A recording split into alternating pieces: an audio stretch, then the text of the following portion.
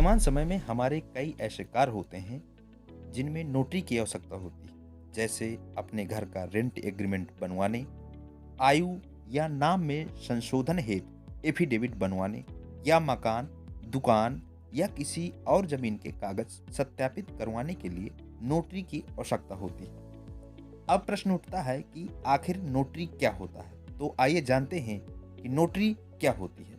Notary के नियम अधिनियम के बारे में पूरी जानकारी डिटेल में बताते हैं। डिटेल में बताने से पहले यदि मेरे चैनल पर नया है तो चैनल को सब्सक्राइब करिए और वीडियो को अंत तक जरूर देखिए ताकि आपको ये पूरी जानकारी मिल पाए। चलिए जानते हैं नोटरी क्या होता है। नोटरी एक ऐसा व्यक्ति होता है जिसे केंद्र या राज्य सरकार द्वारा नोटरी एक्ट 1952 के तहत नियुक्त किया जाता है।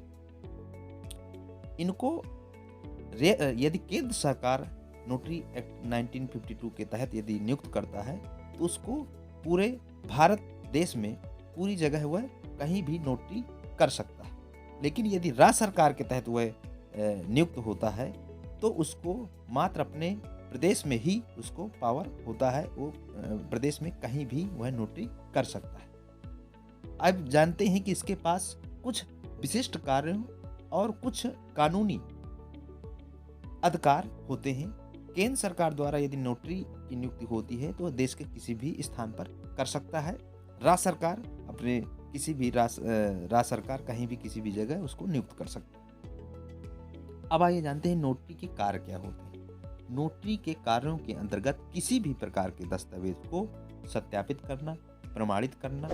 इनमें ऐसे भी दस्तावेज शामिल होते हैं जिनमें कुछ संशोधन किया गया हो, निरस्त किया गया हो या ट्रांसफर किया गया हो। दस्तावेज को सत्यापित करने का मतलब है नोटरी द्वारा दस्तावेज को सबूतों और तथ्यों के आधार पर जांच की गई है, जबकि प्रमाणित करने का मतलब है किसी भी दस्तावेज पर हस्ताक्षर करने वाले व्यक्ति के नोटरी के समक्ष हस्ताक्षर किया गया है जिसकी वह पुष्टि करता है। नोटरी के कार्यों के अंतर्गत शपथ पत्र, हलफनामा बनाना आदि है। किसी भी डॉक्यूमेंट की भाषा को दूसरी भाषा में संशोधित कर उसे वेरीफाई करना होता है, या किसी आपराधिक मुकदमे के लिए न्यायालय के निर्देशानुसार सबूत रिकॉर्ड करने हेतु कार्य करना होता है। आवश्यकता पड़ने पर मध्यस्थ के रूप में खड़ा होना, लोन एग्रीमेंट होना। अब आइए जानते हैं कि नोटरी का शुल्क क्या होता है, नोटरी चार्ज क्या होता है।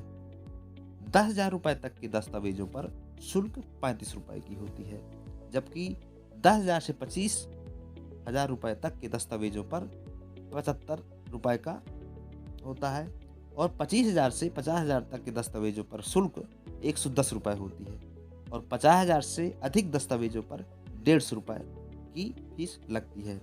भारत में नोटरी के लिए पात्रता मापदंड। नोटरी बनने के लिए कुछ आधारभूत पात्रता मापदंड को पूरा करना आवश्यक है, जो इस प्रकार है।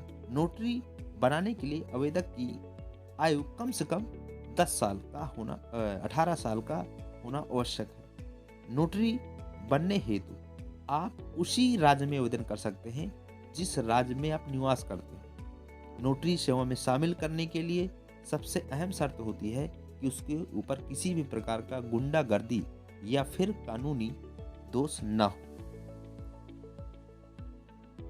नोटरी बनने से पहले आपके अतीत को खंगाल कर देखा जाता है। आपको किसी नोटरी कमीशन द्वारा कोई रद्द किए जाने का सर्टिफिकेट ना मिला हो।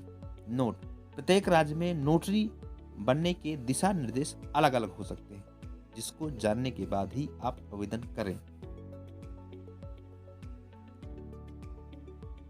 अब जानते हैं कि नोटरी अधिनियम 1952 के संबंधित जानकारी के सेक्शन के संदर्भ में जान लेते हैं। धारा 1, लघु शीर्षक और सीमा और प्रारंभ। इसमें धारा 1 में ये है, आपको सीमा और प्रारंभिक प्रक्रिया के बारे में आपको यह दर्शाता है कि आप किस जगह आप नोटरी का उपयोग कर रहे हैं, किस जगह आप नियुक्त हुए हैं, इस विषय में पूरा जो है आपको दिया गया है। धारा 2 के अंतर्गत परिभाषाएं दी गई हैं। धारा 2D के अंदर नोटरी का मतलब अधिनियम के तहत नियुक्त व्यक्ति से है।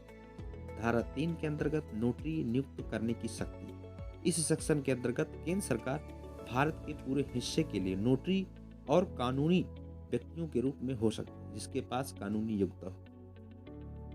सेक्शन 4 जो रजिस्टर होता है, जो नोटरी करने वाला होता है उसके पास रजिस्टर होता है, उस रजिस्टर के तहत वह नोटरी करने वाला उस रजिस्टर में उसका नाम, जन्म तिथि, आवास, व्यवसाय पता, तारीख, जिस तारीख को वह नोटरी कर रहा है, यह पूरे रजिस्टर में यह पूरा दर्ज करेगा। यह सेक्शन 4 में पूरा वर्णित है।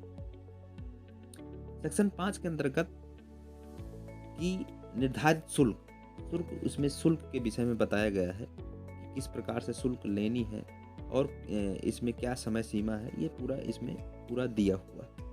सेक्शन 6 के अंतर्गत नोटरी की सूचियों का वार्षिक प्रकाशन। केंद्र सरकार प्रत्येक राज्य सरकार प्रत्येक वर्ष जनवरी माह के दौरान सरकारी राजपत्र में उस सरकार द्वारा नियुक्त नोटरी की एक सूची और उस वर्ष की शुरुआत के अभ्यास में उसके साथ संबंधित विवरण के साथ प्रकाशित करना निर्धारित होगा। सेक्शन 7 के अंदर नोटरी की मोहर, यह सेक्शन नोटरी की मोहर से संबंधित है। सेक्शन 8 नोटरी के कार्य। एक नोटरी अपने कार्यालय के आधार पर कोई भी कार्य कर सकता है किस भी उपकरण में निष्पादन को सत्यापित या प्रमाणित करता है। स्वीकृत या भुगतान के लिए किसी भी प्रॉमिसरी नोट, हुंडी का बिल, एक्सचेंज स्वीकार करें। किसी भी व्यक्ति में से शपथ या हलफनामा लेना। उत्तरदायित्व बांड, चार्टर पार्टियां, व्यापारी दस्तावेज तैयार करना। इस प्रकार से इस धारा के अंतर्गत पूरी जानकारी दी गई है, मोहर के संदर्भ में जानकारी दी गई है और इसमें लगभग 15 धाराएं हैं जो इसको पूरा सार से संदर्भित दिया गया है और हम आगे इसी विषय पे चर्चा करेंगे। आगे आने वाली वीडियो पर अगली इसी तरह की वीडियो, इंफॉर्मेटिव वीडियो हम लाते रहेंगे। नमस्कार दोस्तों, जय हिंद, जय भारत।